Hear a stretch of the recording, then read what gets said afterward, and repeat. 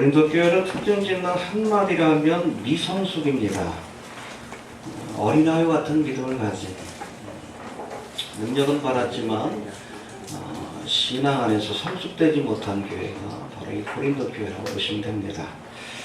하나님보다 사람을 의지하는 미성숙한 믿음으로 인해 자신이 좋아하는 지도자를 따라 나는 아볼로파다, 개바파다 이렇게 나누어진 분열된 교회의 모습을 보인 미성숙한 교회였고, 비록 강력한 성령의 은사가 나타나긴 했지만 믿음이 성숙지 못해서 이 은사가 섬김의 도구가 아니라 자랑의 도구로 혹은 분열의 도구로 사용되기도 했습니다.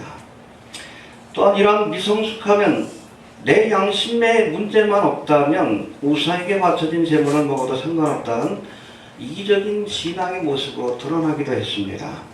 또 복음의 기본이라고 할 수 있는 십자가의 도와 부활의 사건을 믿지 못하는 의심하는 믿음으로 미성숙한 믿음이 드러나기도 했다는 겁니다. 이렇듯 지식적으로 도덕적으로 신앙적으로 미성숙한 이 고린도 교회 성도들에게 사도 바울은 15장에 걸쳐서 여러 가지 문제에 대한 해결책을 제시한 뒤에 부활이 무엇이다 설명하고, 은사의 목적이 무엇이다 설명하고, 우리가 서로 분열되지 말고 예수 그리스도의 믿음 안에서 성령 안에서 하나가 되어야 된다, 이런 설명을 한 뒤에 이제 마지막 당부와 또 권면과 축복의 말씀으로 이 고린도전서를 끝내고 있습니다. 해봅시다. 당부와 권면과 축복.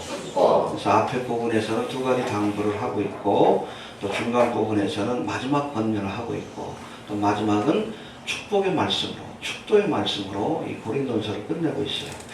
오늘 이 고린도전서 강의의 마지막 시간으로 우리가 읽은 이 16장의 말씀을 통해서 사도 바울이 남긴 마지막 당부와 또 권면과 축복의 말씀들을 살펴보도록 하겠습니다. 첫 번째, 이 당부의 말씀이 등장하는데 두 가지를 당부하고 있어요. 1절부터 한번 봅시다. 3절까지.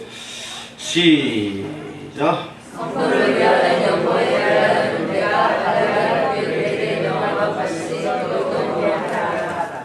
매주 첫날에 너희 각 사람이 이를 얻은 대로 저축하여서 내가 알게 연보를 하지 않게 하라. 내가 이럴 때에 너희의 인자한 사람에게 편지를 주어 너희의 은혜를 사생으로 가지고 가게 하리니.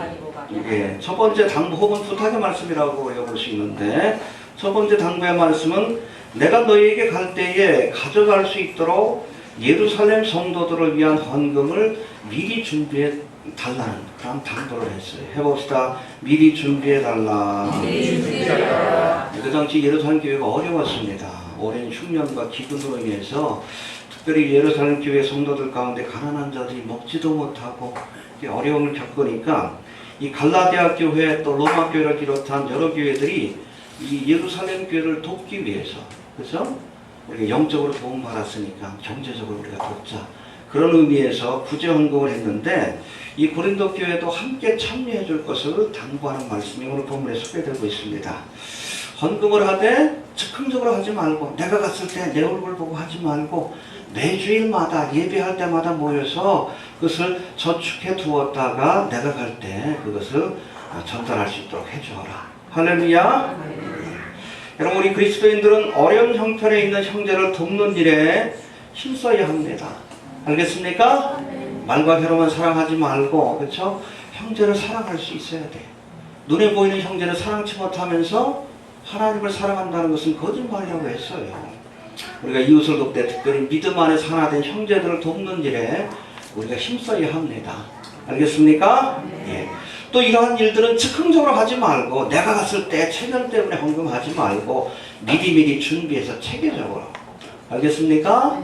우리 교회에서도 어려운 교회, 특별히 우리 선교지를 돕는 일에 매달마다 우리가 선교 헌금을 보내고 있어요. 그게 맞는 겁니다. 알겠습니까? 즉흥적으로 하는 것이 아니라 이 구제와 선교는 체계적으로 매주일마다 우리가 일부분을 띄어서 그렇게 구제하고 선교하는 일에 써야 한다고 말씀하고 있는 겁니다. 두 번째 당부의 말씀은 디모데에 관한 것인데, 우리 10절 11절 한번 봅시다.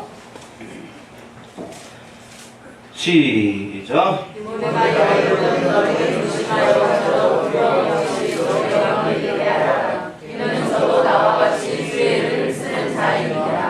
그러므로 누구든지 저를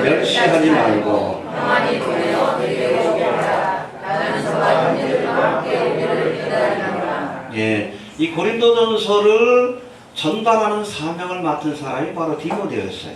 영적인 아들이라고 하는 사도 바울에 비해서는 젊지만 하나님의 사역에 충성한 이 디모데를 너희가 평안히 영접하고 또 사역을 잘 감당하다 돌아올 수 있도록 도와주어라.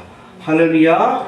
예, 사도 바울을 대신해서 편지를 가지고 가는 이 디모데를 따뜻하게 영접하고 저를 멸시하지 말고 평안히 내게 오라라고 권면하고 당부하고 있습니다.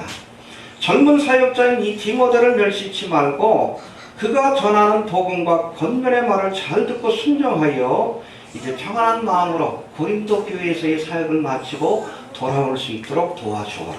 해봅시다. 도와주어야 한다. 도와주어야 한다. 여러분, 하나님의 말씀을 가르치는 사역자가 연소하고 경험이 부족하다고 해서 무시해서는 안 된다는 겁니다. 성도들이 도와주셔야 돼. 주일꾼으로 설 수 있도록. 목회자도 마찬가지예요. 성도들이 기도로 도와주고 함께 도와줘야 하나님의 사역자로서 잘할 수 있는 것이고 하나님의 일들을 잘 감당할 수 있는 겁니다. 해봅시다. 도와줘야 한다. 도와줘야 한다. 예. 이제는 그 중간에 보면 이제 두 가지 당부와 함께 전반부에 13절과 14절에 보면 사도 바울의 권면이 등장하는데 이 마지막 권면입니다. 이 마지막 권면은 고린도 전서 전체에 했던 모든 권면들을 요약한 것이라고 볼 수 있어요. 13절 14절 한번 봅시다. 시작. 깨어 믿음에 굳게 서서 남자답게 강건하여라. 너희 모든 일을 사랑으로 행하라. 해봅시다. 깨어라. 깨어라. 믿음에 굳게 서라. 믿음에 굳게 서라. 남자다워라. 남자다워라. 강건해라. 강건해라. 사랑으로 행하라. 사랑으로 행하라. 네, 어찌 보면 고린도서 15장에 걸친 모든 권면의 말씀을 이 말씀에 요약했다라고 보시면 됩니다. 다시 한번 살펴봅시다. 첫 번째, 깨어있으라 말씀합니다. 해봅시다. 깨어있으라. 깨어있으라. 왜? 주의 오심이 임박했기 때문에 그래요. 모든 초대교회 성도들이겠지만 특별히 여러분 이 고린도교회 성도들도 주의 오심이 임박했다라고 믿고 있었고 사도 바울도 그랬어요. 데살로니가 전서에도 이런 휴거에 대한 말씀을 하고 이 고린도전서 우리 15장에도 보면 휴거에 대한 말씀을 합니다. 저들이 살아있을 때 예수님이 오실 거라고 생각을 하고 있었어요. 뒤에도 보면 마라나타로 끝나잖아요. 주님이 오십니다. 할렐루야. 네. 여러분 주의 오심이 임박했기 때문에 깨어 있어야 합니다. 깨어서 시대의 징조를 분별하십시오. 여러분 주님께서 오실 때 어떻게 오신다고요? 도적같이 오리라. 깨어있지 못한 자에게는 도적같이 오지만 깨어있는 우리에게는 도적같이 오지 아니하리라. 할렐루야. 준비하고 있으면 도적같이 올 수가 없는 거예요. 깨어서 시대의 징조를 분별할 수 있기를 바랍니다. 해봅시다. 깨어있어야 한다. 깨어있어야 한다. 또 왜 깨어있어야 합니까? 준비하기 위해서. 기름과 등불을 준비해야 합니다. 깨어서 준비할 수 있게 되길 바랍니다. 자다가 졸다가 잘 때가 아니에요. 한국 교회가 좀 영적으로 잠들어 있어서 많은 걱정이요. 세상 일락에 취해가지고 그렇죠? 세상 일에 마음을 빼앗기다 보니까 하나님의 나라를 바라보지 못해. 하나님께서 흔드시는 거야. 그렇죠? 여러분 지진은 트라우마가 커요. 지금 뭐 경주 지역 사람들도 굉장히 정신적인 트라우마에 시달리고 있다는데 그 지진이 왜 큰 정신적인 트라우마를 주는가 하면 삶의 터전이, 이 삶의 터전이라는 것은 결코 흔들리지 않는다는 기본적인 믿음이 있어요. 그걸 흔들어 놓는 거예요. 그게 기준. 이 지진을 한번 겪은 사람들은 그 트라우마, 언제든지 내 삶의 모든 것들이 무너질 수 있다는 트라우마 속에 시달리게 됩니다. 큰 지진을 경험했던 지역은 다 그래요. 경주 지역에서도 지금 그런 일들이 벌어지고 있대요. 여진이 뭐 300개 이상 또 있었다고 합니다. 근데 여러분 하나님께서 이 마지막 때의 징조 가운데 하나가 지진인데 왜 이 지진을 보내시는가? 이 땅의 삶을 흔들어 놓는 거예요. 이 땅의 삶이 전부가 아니다라는 것을 깨닫게 하기 위한 겁니다. 알겠습니까? 하늘을 바라보라는 신호예요. 해봅시다. 하늘을 바라보라. 하늘을 바라보라. 흔들리다가 언젠가 사라질 장망성과 같은 세상이 아니라 영원히 흔들리지 않는 도성, 하나님의 나라를 바라보라는 주님의 뜻이 있는 거예요. 한국교회가 깨달아야 돼. 대한민국 사람들이 깨달아야 돼. 어찌 보면 은혜입니다. 또 서울에도 한번 났으면 좋겠어. 정신 좀 차리게. 정신 차릴 만큼만.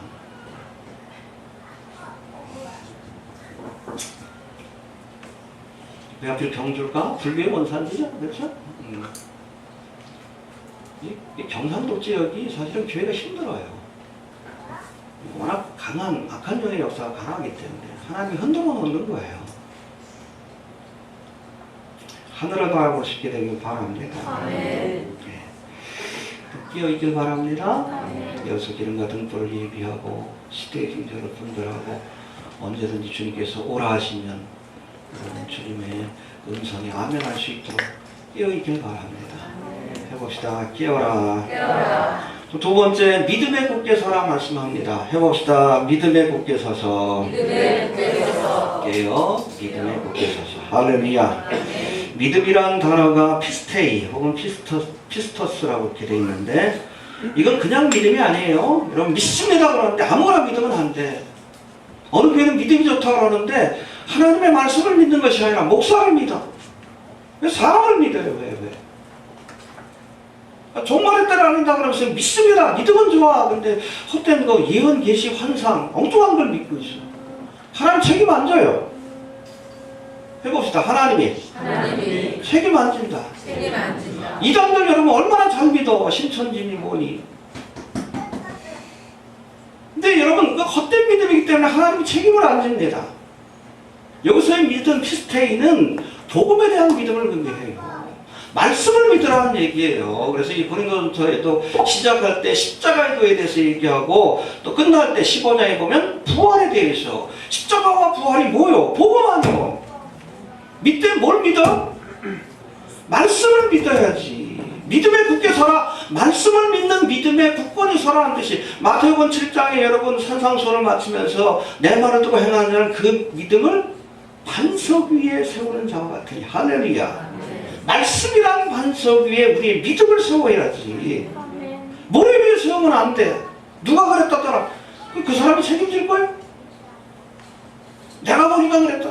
여러분 그거 책임 안 집니다. 그러나 하나님은 말씀은 책임지셔요. 왜요? 거짓말을 못하기 때문에. 기도할 때도 말씀을 붙들고 기도하라는 얘기예요. 하나님은 거짓말을 못하십니다. 성경의 예언들이 실현되는 모습을 보면서 하나님의 말씀이 얼마나 정확하게 또 엄정하게 실현되는지 우리가 확인하고 있잖아요. 믿되 말씀을 믿어야 돼. 어떤 목사님이 그랬더라. 어떤 신학자 여러분 그 사람 지옥 가면 같이 갈 거예요? 박 목사도 믿으면 안 돼. 말씀을 믿어야지. 아무리 훌륭한 목사라 할지라도 성경에서 벗어난 얘기를 하면 그건 여러분 비판할 수 있어야 돼요. 잘못됐다라고. 믿음에 굳게 서서 복음을 믿는 믿음, 말씀을 믿는 믿음에 굳게 서야 돼요. 그러시게 되길 바랍니다. 이게 부족하니까 이 고린도교회 성도들이 흔들리는 거 아니야. 말씀을 믿어야 되는데 사람을 믿어. 나는 바울파다, 개박파다, 예수파다. 예수님 왜 껴넣는지 모르겠어. 아볼로파다. 말씀을 믿어야지, 말씀. 믿음에 굳게 서십시오. 이건 딴 거 아니에요. 말씀을 믿는, 복음을 믿는 믿음에 굳게 살아. 다음 시간부터는 제가 마태복음을 살펴봅니다. 1장, 2장은 탄생기사님께서 건너뛰고 3장부터 끝에까지 강의를 할 거예요. 아무리 주님 오셔도 우리가 주님에 대해서 모르면 주님께서도 모른다 하십니다. 복음을 알아야지. 예수를 알아야지. 예수님의 말씀이라고 그러잖아요. 요한복음에 보면. 말씀이 육신이며 살아계신 말씀이라고 표현합니다. 예수를 믿는 것은 말씀을 믿는 거예요. 말씀을 믿는 믿음에 굳게 서시길 바랍니다. 이단에 빠지면 열심히 믿고 지옥 가. 차라리 여러분 세상에 일락을 즐기다가 하면 좀 더러고 할 터인데 열심히 믿고 자기는 천국 간다고 그랬는데 생각했는데 지옥 가 있어. 얼마나 억울해. 주님께서 모른다고 하십니다. 헛된 것을 믿었기 때문에. 믿음에 굳게 서십시오. 예, 말씀에 굳게 설 수 있게 되기를 바랍니다. 또 세 번째, 남자답게 강건하라 말씀합니다. 해봅시다. 남자답게 강건하라. 이 말씀은 한 가지 명령이라기보다는 킹제임스 버전이 그 나눠놨어요. 남자답게 행하라, 강건하라. 두 가지 명령으로 보아야 합니다. 해봅시다. 남자답게 행하라, 강건하라. 먼저 남자답게 행하라는 말씀이 있는데, 이것은 어린아이와 같은 미성숙한 믿음에서 벗어나서 남자, 맨입니다.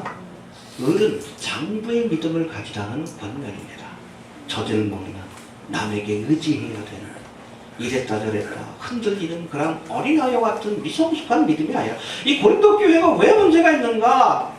예수를 믿긴 믿는데 그 신앙이 미성숙해. 그래서 문제가 되는 거예요. 그런 믿음에서 이제는 벗어나서 성숙한 믿음의 단계로 그리스도의 장성한 분량에 이르기까지 너희가 자라야 한다. 남자답게 행하라고 말씀하고 계십니다. 해봅시다. 장성한 자가 되자. 알겠습니까?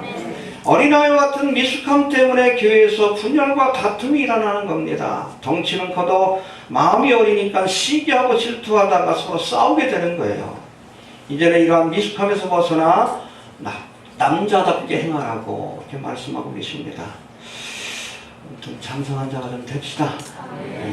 작은 일에 흔들리고 시기하고 질투하고 넘어지고 그러지 마시고, 처음 믿을 때는 그럴 수 있지만 이제 1년, 2년 좀 신앙이 좀 자라면 좀 그런 단계는 벗어나야지. 이해가 되십니까? 장성한 자가 될 수 있기를 바랍니다. 또 네 번째, 강건하라고 말씀하고 계십니다. 해봅시다. 남자답게 강건하라. 어린아이와 같이 연약한 자가 아니라 강건한 남자와 같은 그런 강건한 믿음을 가져야 합니다. 해봅시다. 강건한 자가 되라. 하나님의 나라는 말이 있지 않고 능력에 있다. 능력 받아야 돼. 그래서 고린도전서에 보면 12장에서 특별히 하나님 주신 능력, 이 능력 안에서 우리 육신적으로 강해진다는 의미보다는 영적으로 강해져야 되는데, 그건 우리가 수련한다고 되는 게 아니에요. 하나님이 능력을 주셔야 돼. 내게 능력 주시는 자 안에서 할렐루야. 하나님의 능력을 받아야 합니다. 특별히 여러분 이 고린도 10장에서는 성령이 주시는 능력, 뭘 설명합니까? 은사를 설명하고 있어요. 할렐루야. 예. 아무튼 이런 하나님 주신 능력을 가지고, 은사들을 가지고 강한 자가 되어서 이 강한 하나님이 주신 능력으로 많은 영혼들을 돕고 세우고 또 하나님께로 인도하는 그런 사람이 되라고 우리에게 권면하고 있습니다. 해봅시다. 강한 자가 되라. 알겠습니까? 예. 특별히 이 은사에 대해서는 14장 39절에 보니까 이 은사를 사모하고 금하지 말라라고 말씀하고 있습니다. 해봅시다. 사모하고 금하지 말라. 9가지 은사가 뭐죠? 처음, 지혜의 말씀, 지식의 말씀, 믿음, 병고침, 능력 행함, 예언, 영분별, 방언 통역. 알겠습니까? 은사가 오늘날에 있습니까? 없습니까? 여러분 성경에 명시된 은사를 부정하면 안 돼요. 은사주의는 잘못된 겁니다. 신비주의는 잘못된 거예요. 여러분 신비주의가 뭔가 하면 우리가 믿음 안에서 신비한 것들이 있어요. 때로 하나님께서 죽을 병을 낫게도 하고 할렐루야. 그렇죠? 기적적인 역사가 나타날 때가 있어요. 그러나 그것만 추구하는 것을 신비주의라고 얘기를 합니다. 표적을 구원하신다고요. 신비주의는 잘못된 거예요. 은사주의는 잘못된 겁니다. 신앙의 본질이 은사에 있는 것. 특별히 오순절교 다니는 방언의 은사 너무 강조해. 이게 분명히 잘못된 거예요. 그러나 여러분 은사 자체를 부정해서는 안 되는 거예요. 은사만을 강조하는 것들은 문제가 있지만 성경에 명시된 은사 자체를 부정하는 것도 문제가 있는 거예요. 좌로나 우로나 치우치지 말아요. 알겠습니까? 할 수 있으면 하나님 앞에 지혜를 구하십시오. 능력 행함을 구하십시오. 특별히 마지막 때는 영분별할 수 있는 능력을 달라고 우리가 기도해야 돼. 그렇잖아요. 혼동될 때가 있잖아. 이 사람이 바른 사람인지 아닌지. 바른 선지자인지 아닌지, 이 교훈이 정말 하나님의 말씀에 근거한 건지 아닌 건지 어떻게 분별해야지. 분별할 수 있는 지혜를 주시고 영분별의 은사를 주셔야 돼요. 능력 받읍시다. 네, 능력 받아야 우리가 믿음을 지키고 결과적으로 하나님의 사역을 감당할 수 있는 겁니다. 알겠습니까? 해봅시다. 강건하여라. 마지막 권면은 14절에 나와 있는데 봅시다. 시작. 너희 모든 일을 사랑으로 행하라. 해봅시다. 사랑으로 행하라. 예, 9가지 은사를 소개한 은사장인 12장을 마치면서 사도 바울은 9가지 은사뿐 아니라 더욱 큰 은사를 사모하라 라고 말씀하고 있어요. 해봅시다. 더욱 큰 은사를 사모하라. 그러면서 소개하는 게 뭐예요? 사랑. 그래서 사랑은 전에도 설교했지만은 은사인 동시에 열매예요. 알겠습니까? 갈라디아서에 보면 성령의 9가지 열매 가운데 사랑이라고 합혀. 사랑이 첫 번째로 나옵니다. 해봅시다. 사랑은 은사인 동시에 열매이다. 은사라는 것은 하나님이 사랑할 마음을 주셔야 사랑할 수 있다는 거예요. 인간적인 사랑에는 사실은 한계가 있어요. 어떻게 원수까지 사랑합니까? 솔직히. 하나님이 사랑의 은사를 주셔야 돼. 이해가 됩니까? 그래서 사랑을 은사라고 얘기를 하는 거예요. 내가 너무 상대방이 미워지게 되면 기도하세요. 하나님 사랑할 마음을 주십시오. 나는 도저히 인간적으로 사랑 못하겠습니다. 고백하시고 그래도 사랑하라고 하셨으니까 사랑할 마음을 달라라. 내 마음을 변화시켜 주실 때가 있어요. 사랑은 은사라고 얘기를 하는 거예요. 그런 가운데 사랑은 열매예요. 우리가 힘써 사랑을 행해야 된다는 뜻이에요. 열심히 사랑을 행할 수 있게 되길 바랍니다. 예. 말과 혀로만 사랑하지 말고 행함과 진실함으로 사랑할 수 있는 성도가 좀 될 수 있기를 바랍니다. 예. 은사장이 12장을 마치면서 사도 바울은 사랑을 더욱 큰 은사라고 소개하고 있습니다. 내가 비록 방언과 천사의 말을 한다 할지라도 사랑이 없으면 소용이 없고, 할렐루야. 예언을 하고 산을 옮기는 능력을 가지고 있어도 사랑이 없으면 소용이 없고, 내게 있는 모든 것으로 구제하고 내 몸을 불사르게 내어줄지라도 사랑이 없으면 소용이 없다라고 말씀합니다. 그렇죠? 내가 아무리 능력을 받고 또 많은 일을 행하고 공로를 쌓는다 할지라도 그 마음에 사랑이 없다면 아무것도 아니다. 그런즉 믿음, 소망, 사랑 이 세 가지는 항상 있을 것인데 그 중에 제일은 할렐루야. 사랑을 따라 행할 수 있게 되길 바랍니다.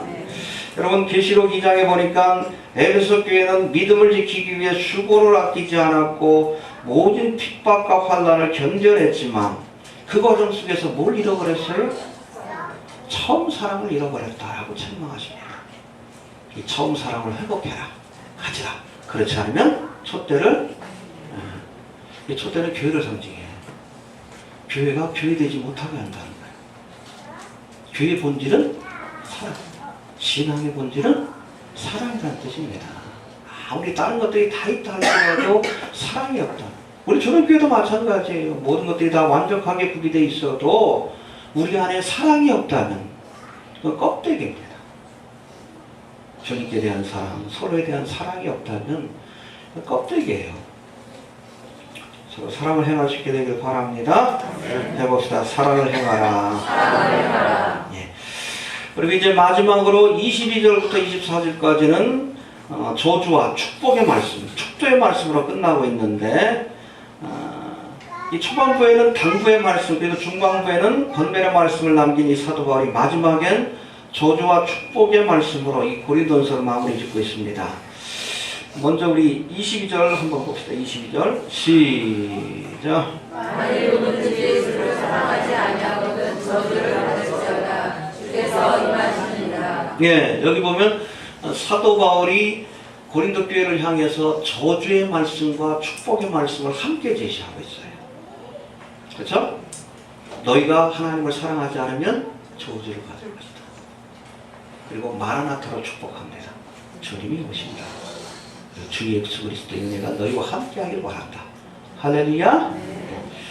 이 모세의 설교로 알려진 이 신명기 28장에도 보면 이 모세가 가나안 입성을 앞둔 이스라엘 백성들에게 축복과 저주의 길에 대해서 소개를 합니다.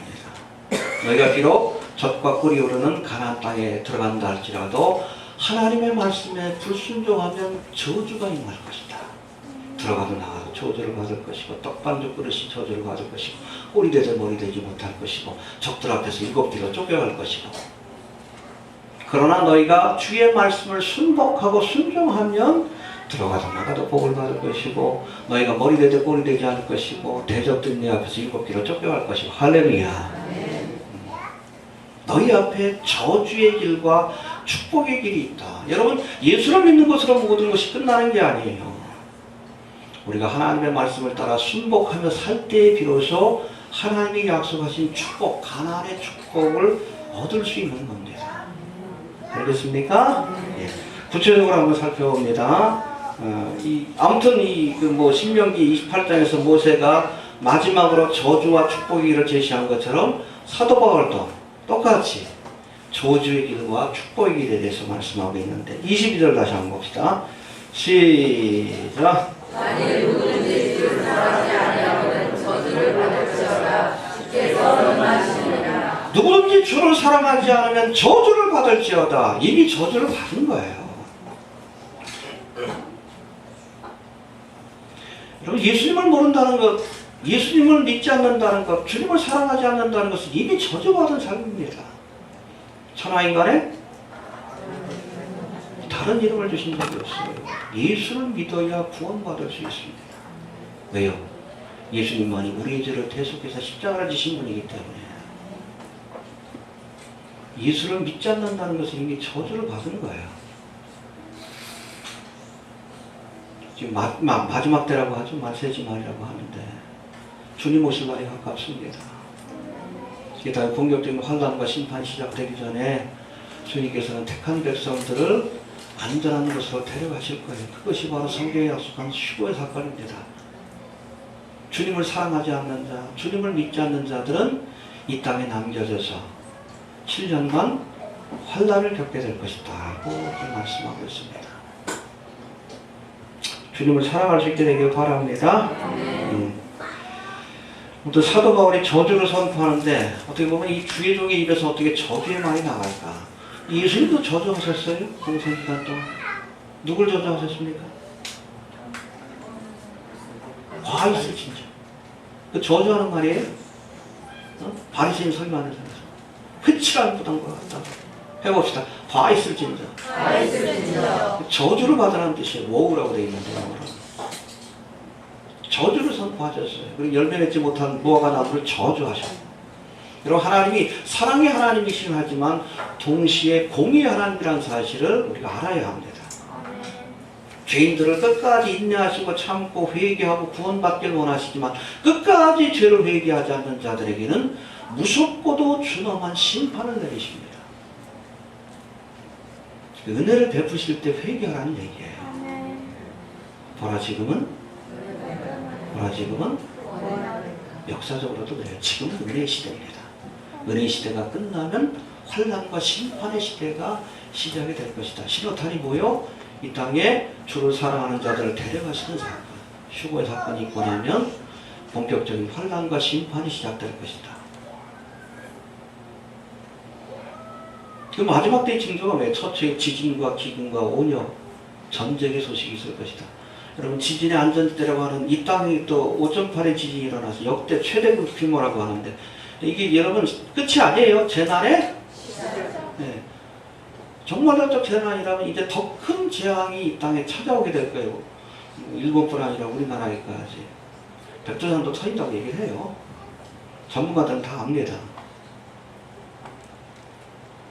지금 불에 고리고 지금 지역에 엄청난 지진들이 지금 일어나고 있잖아요. 최대 규모입니다. 하나님 보내시는 사인이에요. 얼마 남지 않았다. 해봅시다. 얼마 남지 않았다. 얼마 남지 않았다. 주를 사랑하지 않는 자는 이 환난과 심판을 피할 수 없을 겁니다. 저주가 임하게 될 거예요. 은혜를 베푸실 때 그 은혜의 길을 선용할 수 있는 자가 좀 될 수 있길 바랍니다. 예. 그리고 축복의 말씀이 22절 하반부부터 24절까지 나오는데, 첫 번째, 우리 22절에 보니까 주께서 임하시느니라. 해봅시다. 주께서 임하시느니라. 주께서 임하시느니라. 예, 여기 보니까 만일 누구든지 주를 사랑하지 아니하거든 저주를 받을지어다. 저주의 말, 에발산의 저주를 선포하고 나서 그 다음에 주께서 임하시느니라. 그리신 산의 축복을 또 말씀하고 있어요. 할렐루야. 예. 주께서 임하시느니라. 이 말씀을 원문으로 보면 우리가 잘 알고 있는 뭡니까? 마라나타예요. 마라나타. 마라나타입니다. 정확하게. 원래는 아람어예요. 아람어. 그 당시 사람들이 많이 쓰다. 그걸 헬라어로 바꿔놓은 겁니다. 아무튼 마라나타입니다. 해봅시다. 마라나타. 마라나타. 옆에 분하고 인사 나눕시다. 마라나타. 마라나타. 고린도 전서를 마치면서 사도 바울이 고린도 교회 성도들에게 마라나타로 축복을 들어준 겁니다. 야, 믿음 생활하는 게 어려워도 조금만 기다리라. 주께서 오신다. 마라나타. 할렐루야. 믿음의 길을 가는 것이 고달퍼도 조금만 인내해라. 마라나타. 주님께서 가까우신다. 할렐루야. 해봅시다. 주님이 오십니다. 주님이 오십니다. 예. 근데 사실 이 주께서 임하시느니라는 뜻을 가진 마라나타는 축복의 말씀인 동시에 저주의 말씀이기도 합니다. 주님을 사랑하고 주의 오심을 기다리고 예비한 자들에게 마라나타는 가장 큰 위로와 축복의 말씀이 아닐 수가 없어요. 할렐루야. 특별히 저 북한에서 목숨 걸고 믿음 생활하는 분들 뭐라고 기도할까? 빨리 오시는 것이 복이지. 먹고 살만 하니까 이 한국, 특별히 대한민국 성도들은 마라나타의 믿음을 잊어버렸어. 이 땅이 천국 같으니까, 먹고 살만 하니까 마라나타 안 해요. 주님 오신다는 것도 알지, 성경 보니까. 그러나 내 때에는 오지 마시고 천천히 오시옵소서. 그런 믿음들을 갖고 있어요. 한국교회가 종말의 복음을 싫어합니다. 우리가 고린도전서라든지 사도행전이나 이런 그 초대교회의 그 서신과 행적들을 살펴보면 초대교회 성도들의 핵심적인 믿음이 마라나타예요. 제가 신학교에서 배울 때도 이 교회는 종말론적 공동체라고 했어요. 주의 재림을 기다리는 사람들이요. 그 신앙의 본질이에요. 그 신앙의 본질을 잃어버렸어. 하나님 나라보다는 세상 나라를 더 좋아해. 이 땅이 천국 같으니까. 그건 잘못된 생각을 흔들어 놓으시려고 하나님께서 지진을 보내고 하는 거예요. 정신 차리라. 여긴 장망성이라는 사실을 깨닫게 하시는 거예요. 그래서 믿음을 갖고 그날을 바라보는 사람들에게 마라나타는 축복의 말씀이고 위로의 말씀입니다. 할렐루야. 그러나 주님을 사랑하지 않는 자. 이게 뭐예요? 주님을 사랑한다고 증거 말하지만 주님보다 세상을 더 사랑해. 돈을 더 사랑해. 물질을 더 사랑해. 이런 사람들에게 마라나타는 반가운 소식이 아닐 뿐 아니라 저주의 소식이 될 수 있다는 사실을 기억하시길 바랍니다. 깨어서 준비한 자에게 재림의 소식은 기쁨의 소식입니다. 할렐루야. 빨리 오셨으면 좋겠어요. 몸도 현찮아지고 그러는데 빨리 오셨으면 좋겠어요. 깨어서 준비하지 못하고 내 생각이나 현생 이 땅의 삶의 모든 것들을 모든 마음을 빼앗기고 사는 사람들에게 여러분 이 마라나타 주께서 오신다는 소식은 환난과 심판이 시작되는 저주의 선포입니다. 알겠습니까? 마라나타를 축복의 말씀으로 받을 수 있게 되길 바랍니다. 알겠습니까? 한 번 죽는 것은 피할 수 없는 거예요. 우리 종말이라고 하는데 종말은 두 가지로 나눠져요. 개인적인 종말과 역사적인 종말. 역사적인 종말은 예수님의 재림으로 시작된다고 성경은 말씀합니다. 근데 이 역사적인 종말이 아닌다 할지라도 개인적인 종말을 먼저 맞이할 수 있어요. 우리가 뭐 예배드리고 가다가 무슨 일을 또 당할 수도 있잖아. 부르시면 가야지. 근데 과연 내가 주님을 만날 준비가 되어 있는가? 이 종말의 순간을 마라나타 기쁨으로 맞이할 수 있는가? 스스로를 돌아볼 수 있게 되길 바랍니다. 어떤 유명한 철학자는 이렇게 얘기를 했어요. 진정으로 죽을 준비가 되어 있지 않으면 진정으로 살 준비가 돼 있지 않는 사람이다라고 했어요. 죽을 준비가 돼 있습니까? 전 돼 있어요. 그죠? 언제든지 종말의 순간은 찾아올 수 있습니다. 우리가 뭐 휴거의 사건, 뭐 마지막 때에 대해서 사람들이 궁금해하는데 그 중요한 게 아니에요. 내가 언제든지 종말을 맞이할 준비가 돼 있으면 그건 의미가 없는 거예요. 준비하고 사세요. 올 때는 순서가 있어도 갈 때는 순서가 없어. 우리가 종말의 사건을 말하도록 빨리 오셨으면 좋겠다. 그런 뜻이야. 빨리 오셨으면, 빨리 죽었으면 좋겠다. 그런 뜻이야. 말하도록. 이걸 축복의 말로 우리가 받을 수 있는 성도들 좀 될 수 있기를 바랍니다. 그리고 23절, 24절은 사도 바울이 고린도 교회를 향해서 선포하고 있는 축복의 말씀입니다. 23절, 24절 한번 봅시다. 시작. 예수 그리스도를 내가 너를 함께하고 나의 사랑이 그리스도 예수 안에서 너희 우리와 함께할지어다. 예, 이건 축복의 동시에 기도입니다. 그래서 이걸 뭐라고 해요? 예배 시간 끝날 때 뭐 해요?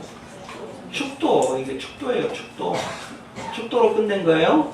그래도 예배 때 축도로 끝내죠. 그래서 고린도전서 16장도 축도로 끝냅니다. 고린도 후서도 축도로 끝내는데 고린도서 13장에 등장하는 이 축도를 오늘날 교회에서 사용합니다. 주 예수 그리스도의 은혜와 하나님의 사랑과 성령의 교통하심이 너희 무리와 항상 함께 있을지어다. 할렐루야. 우리 예배 시간에도 이 축도를 사용하죠. 목회자가.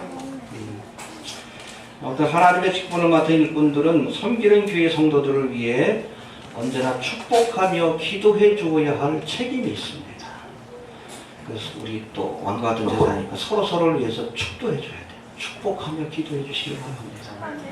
알겠습니까? 저를 위해서도 주님에게 건강을 주옵시고 믿음을 더하여 주옵시고 축복하며 기도해 주시기 바랍니다. 오늘 돌아가서 다 기도해 주셔야 옆에 사람들 좀 생각하시면서라도 축복하며 기도할 수 있게 되길 바랍니다. 목사에게 주어진 권세만은 아니에요. 그래서 여러분 민수기 13장에도 보면 축도의 원형이라는 말씀이 등장하는데 하나님께서 세우신 제사장들에게 너희는 백성들을 위해서 항상 축복해라. 축도하라는 그런 명령을 내리십니다. 뭐라고? 여호와는 내게 복을 주시고 너를 지키시기를 원하며 여호와는 그 얼굴로 내게 비치사 은혜 베푸시기를 원하며 여호와는 그 얼굴을 내게로 향하여 드사 평강 주시기를 원하노라. 우리가 부르는 복음 선가들이 나오다. 그게 바로 제사장들에게 하나님께서 명하신 백성들을 위해서 항상 너희가 이렇게 축복해 주어라. 할렐루야. 우리 모두는 왕과 같은 서로를 위해서 축복하며 기도해 주시고 서로를 위해서도 기도해 주시고 서로를 위해서 기도하는 아름다운 그런 모습이 있게 되길 바랍니다. 정리합니다. 해봅시다. 깨어 믿음에 굳게 서서 남자답게 강건하여라. 깨어 있어야 합니다. 믿음에 굳게 서야 합니다. 아무나 믿으면 안 되고 말씀을 믿어야 돼. 그리고 남자답게 어린아이의 믿음이 아니라 성숙한 믿음으로 나아가고 또 주께서 주신 능력과 은혜로 강건한 자가 되어 내 믿음뿐 아니라 연약한 자들을 돕는 자가 좀 될 수 있길 바랍니다. 너희 모든 일을 사랑으로 행하라 말씀하십니다. 사랑이 제일입니다. 알겠습니까? 서로 사랑하고 사랑으로 하나 될 수 있게 되길 바랍니다. 만일 누구든지 주를 사랑하지 아니하거든 저주를 받을지어다. 주께서 임하시느니라. 할렐루야. 열심히 주를 사랑하는 자에게 주의 오심의 소식은 기쁨의 소식이 될 수밖에 없습니다. 그래서 이 모든 말씀을 마음에 새기고 지켜 행하는 자에게 주 예수 그리스도의 은혜가 함께 하실지어다. 할렐루야. 고린도 교회 사도 바울이 빌어주었던 이 축복의 말씀이 우리의 말씀 되기를 간절히 바랍니다. 주신 말씀 붙들고 다 같이 한번 기도합니다.